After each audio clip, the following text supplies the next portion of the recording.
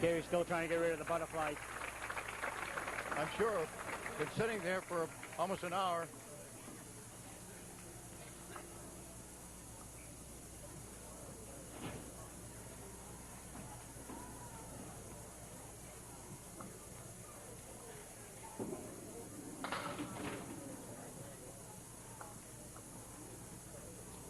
This is a tough shot for a left-hander because his ball is going away from the 2 pins in the corner.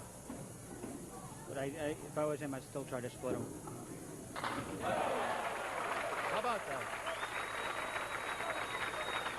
I would imagine that Gary's under a lot of pressure, too, because of the publicity for what he did the last 2 weeks and what people are expecting of him.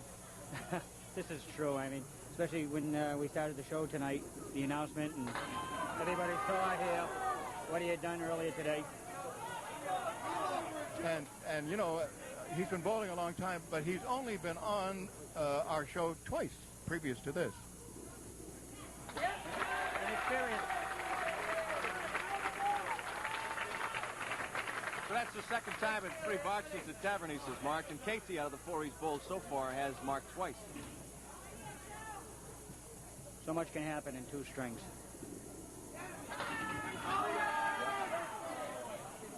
Oh, yeah, there's an opportunity for some very dramatic changes. This is a tough shot for Joe.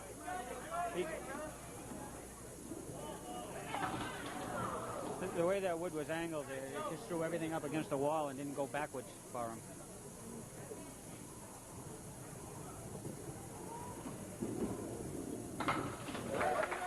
Very nice chance. Okay, with Gary Casey having another bonus ball to roll, the score after 4 in the first of our 2 final strings is Casey 47, Tavernies 46.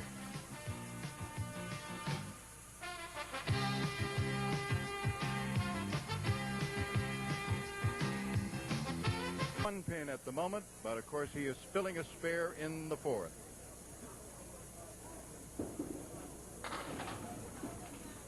He got 7.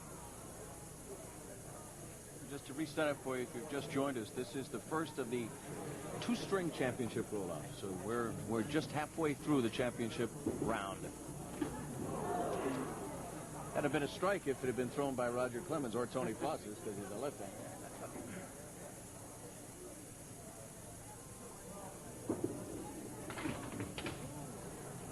He got out of that box. All right. It's an 8. I thought he was going to go in the hole for a second time when he threw that last ball.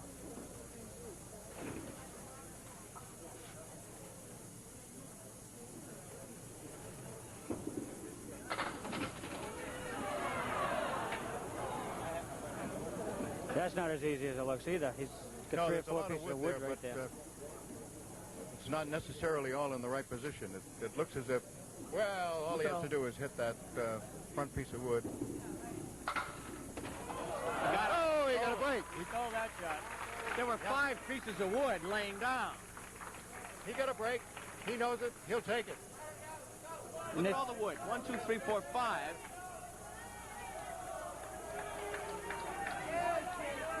This game here, sometimes the wood hurts you more than it helps you. Oh, sure.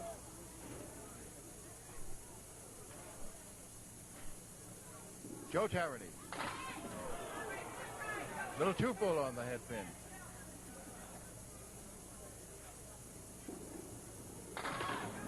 Good try. Wants to get 9 out of this. Or 10. It's a 9. I mentioned that Scott Philbrick was keeping score for the folks who are here. Al Giglio is keeping score on the electronic scoreboard as usual. And a very, very nice man who used to be coming to all of our shows, and when he couldn't come, he stayed at home, and he kept the score of every single one of our shows for years and years and years. And Stanley Sprychovich passed away on August the 15th, and we offer condolences to his family, and we want to say we miss him. He was a great guy. Very good shot by Joe. Joe Tavernies takes a deep breath of air and sits down. He has bowled all evening long, and leaves himself with a mark here in the 6th box. Joe needed to match up the marks right there. Can't let Gary get too far ahead of him. 1, 2, 9, and 10, no wood. Same shot, got to split the 2 and hope something happens. Hope the 1 comes off the wall. It did. Came off the wall, but didn't take the 10 out. But he did what you have to do, and that is split the 1, 2. Good pinning.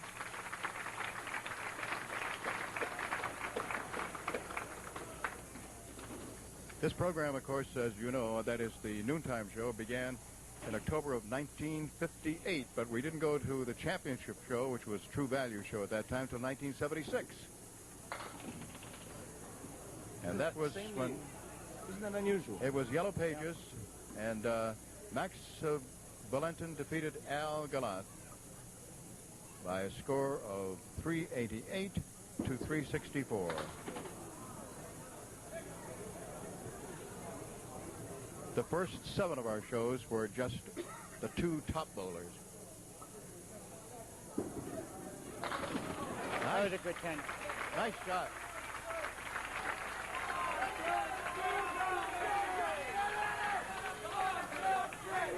You know, if I didn't know better, I'd swear the Tavernese had home alley advantage in this match. You know, anybody that bowls out of Lynn and gets on the Channel 5 show, it seems like they bring half the town with them. 1, 8, 10. Tough shot. Excellent try. I'm surprised that the 10-pin didn't carry. 9.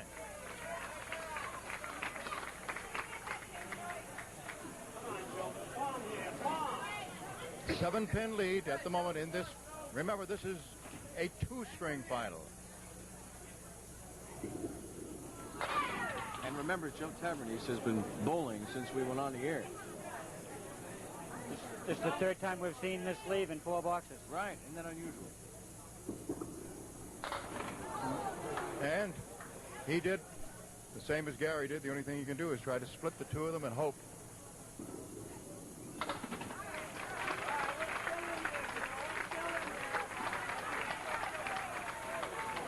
So he lost a couple there. He was 6 behind, then he went to 7, then to 8. Those 10s add up a lot when you're going 20 boxes. That's a big lob. That was a big ball to lob on.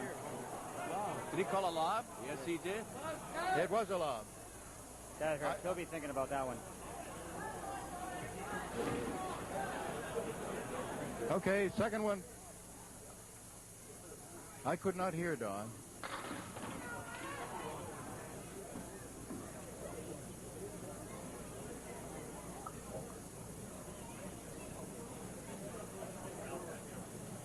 Each bowler's had a lob called on him at critical times. 3rd lob call tonight.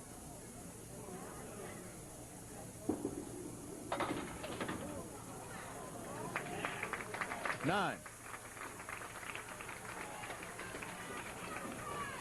Lob call never comes at a good time, but at that point in the match, he had an obvious spare leave. He had an ability to mark in the box, to have a bonus ball.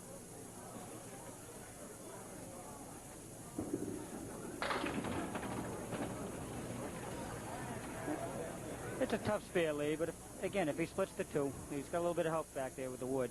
Should carry into the 10.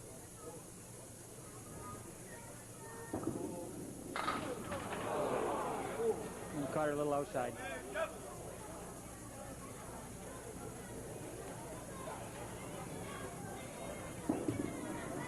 It's a 10. Gary gave Joe an opening here to 117, he did. Yeah. Joe was unable to take advantage of it in the 7th and 8th boxes, but it wouldn't be a surprise if he's able to do it now. And again, as we pointed out, this being a 2-string championship round, at least you don't face the pressure of throwing a lob in a 1-string roll. right. How come this triangle is missed so often? Believe it or not, Don, it's made probably as many times as missed, if not more. What you're saying is when guys like Joe Tavernese or Gary Casey are rolling it, because of the power, they're able to carry it through in many instances. More times than not, they'll make that shot. You'll see two-pinners miss more than that sometimes.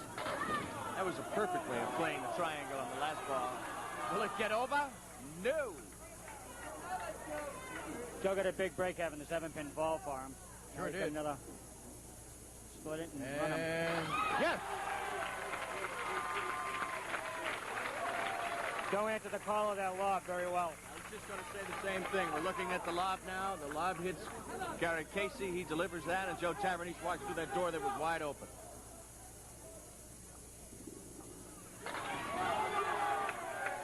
Very nice finish for Joe.